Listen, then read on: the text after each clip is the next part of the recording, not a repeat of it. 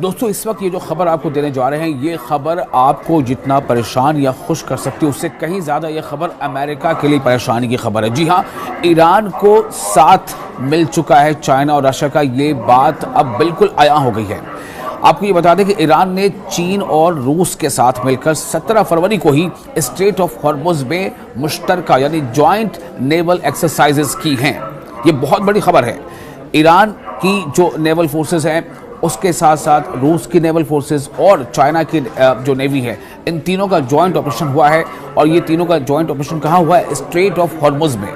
Straight of Hormuz काफ़ी tactically important इलाका है। ये naval exercises maritime security belt 2026 के उन्वान से मुनक़्क़िद की जा रही है। रूसी सदारती माविन और मैरीटाइम बोर्ड के चेयरमैन निकोलाई पात्रुशेव ने एक रूसी अखबार को बताया कि ऐसी मशक़ें मगरबी ममालिक की जानिब से इख्तियार की जाने वाली गन बोट डिप्लोमेसी का मुकाबला करने के तनाजुर में निहायत अहम साबित हुई है, ख़ास तौर से ईरान के इर्द गिर्द।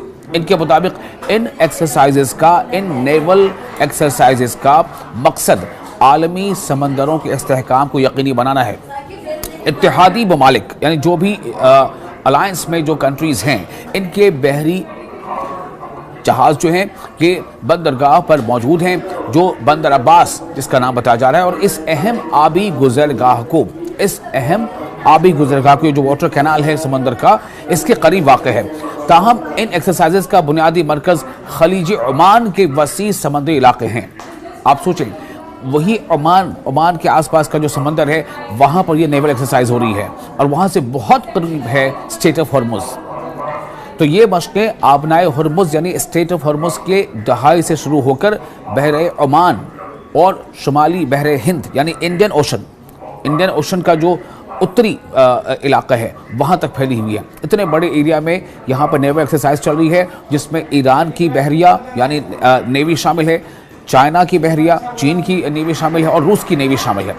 तो ईरान इस साल की सह फरीकी बहरी मशकों की मेज़बानी कर रहा है, यानी कि इन तीन देशों की जो नेवल एक्सरसाइज चल रही है, ईरान उसका होस्ट है, जो फरवरी को वस्त में शुमाली बहर हिंद में मुनक़िद हो रही है। इंडियन ओशन के उत्तरी इलाके में ये जो एक्सरसाइजेज चल रही हैं। और ये बहुत बड़ी खबर इसलिए भी है कि एक ऐसे वक्त में जब अमेरिका और ईरान के बीच एक तनाव बना हुआ है और अमेरिका ने पूरी अपनी आर्मादा कहते हैं कि जो फ्लीट कैरियर होता है, जो युद्धपोत होता है, उसके आसपास पूरा उसका जो लाव लश्कर होता है, जिसमें ट्रांसपोंडर्स होते हैं, जिसमें डिस्ट्रॉयर्स होते हैं, जिसमें गन बोट्स होती हैं, जिसमें मिसाइल लॉन्चर्स होते हैं, सबका एक जो दल होता है पूरा समंदर में, अमेरिका ने पूरे दल बल के साथ, जिसे कहते हैं आर्मादा, उसके साथ जहां वो समंदर में अपनी मौजूदगी दर्ज करा रहा है, वहीं तीन देश, न सिर्फ ईरान बल्कि ईरान के साथ साथ चीन और रूस, ये अपनी ताकत का अलग मुजाहरा कर रहे हैं।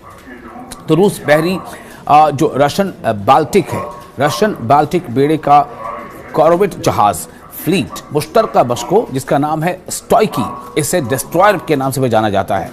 इससे कबल बंदर अब्बास में ईरान के पहले नेवल डिस्ट्रिक्ट पर लंगरअंदाज हो चुका है। अब आप सोचें कि ये बाज़ाब्ता तस्वीरों में भी आपको दिखाएंगे किस तरह से ये रशिया का ये डिस्ट्रॉयर है, जो किसी भी फ्लीट कैरियर के साथ साथ चलता है, जो बेड़ा होता है समुद्री बेड़ा, उसके साथ साथ ही चलता है।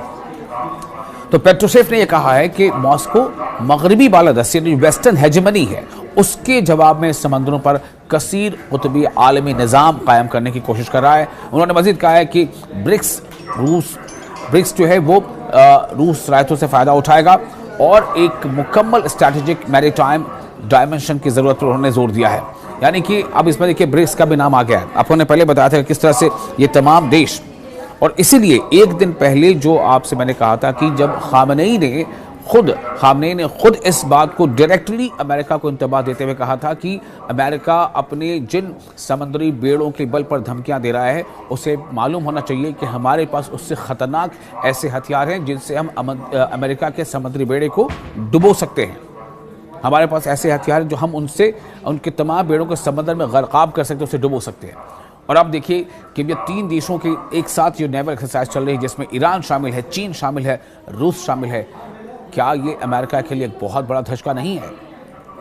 ईरान के जो नायब सदर हैं यानी वाइस प्रेसिडेंट मोहम्मद रज़ा आरिफ, उन्होंने इन इंतबाहात पर रद्दअमल देते हुए कहा है कि मुल्क हालत जंगी तैयारी में है और ईरान अपने दिफा के लिए, अपने डिफेंस के लिए पूरी ताकत इस्तेमाल करेगा।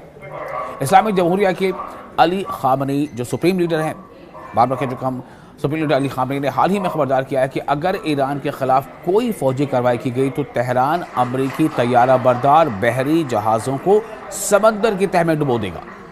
उन्होंने मजीद कहा कि दुनिया की सबसे ताकतवर फौज को भी कभी ऐसा धचका लग सकता है कि वो अपनी जगह से उठ ना सके। तो अली खामनेई ने बताया कि पहली ब्रिक्स विल फॉर पीस 2026, आप सोचें इसका जो उन्वान था, पहली मश्क जो जनवरी में जुनूबी बहरे ओकियानूस में मुनक़िद होती थी, जिसमें रूस, चीन, ईरान, मुत्तहिदा अरब अमारात और जनूबी अफ्रीका ने शिरकत की थी। मैरीटाइम सिक्योरिटी बेल्ट की जो मशक़ें हैं 2019 से हर साल ईरानी बहरिया की पहल पर मुनक़िद की जा रही हैं। ये हर साल ये एक्सरसाइज होती है और इस बार जो एक्सरसाइज हो रही है इसका ख़ास तौर से इसकी काफ़ी अहमियत बढ़ जाती है ऐसे वक्त में जब समंदर में ईरान को घेरने की कोशिश अमेरिका कर रहा है। और अब ये अपनी 8वीं सालाना मशक़ है। ये जो जॉइंट ऑपरेशन है, जॉइंट हम कह रहे हैं कि नेवल एक्सरसाइज है, जिसमें ईरान शामिल है, चीन शामिल है, रूस शामिल है। ये 8वीं बार हो रहा है, चूँकि ये हर साल होता है और ये 8वीं सालाना मशक़ है। इनमें ईरानी बहरिया पासदारान इनकलाब यानी IRGC का जो नेवल विंग है उसकी नेवल फोर्स और चीन और रूस की बहरी अफवाज के यूनिट्स हिस्सा ले रहे हैं।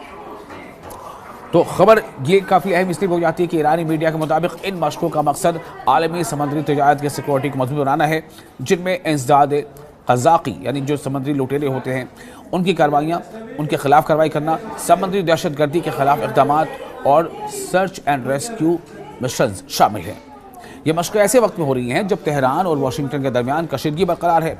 ईरानी वज़ीर ख़ारजा अब्बास अराक़ची ने अमरीका के साथ दूसरे दौर के मुज़ाकरात के बाद रहनुमा उसूलों पर अमूमी मफ़ाहमत का इंदिया देते हुए बातचीत को ज़्यादा ताबीर करार दिया है। दूसरी जानब अमरीकी सदर ने डोनाल्ड ट्रंप ने खित्ते में इजाफी बहरी अफवाज की तैनाती की तस्दीक करते हुए कहा है कि बहुत बड़े और ताकतवर जहाज़ ईरान की तरफ रवाना हो रहे हैं।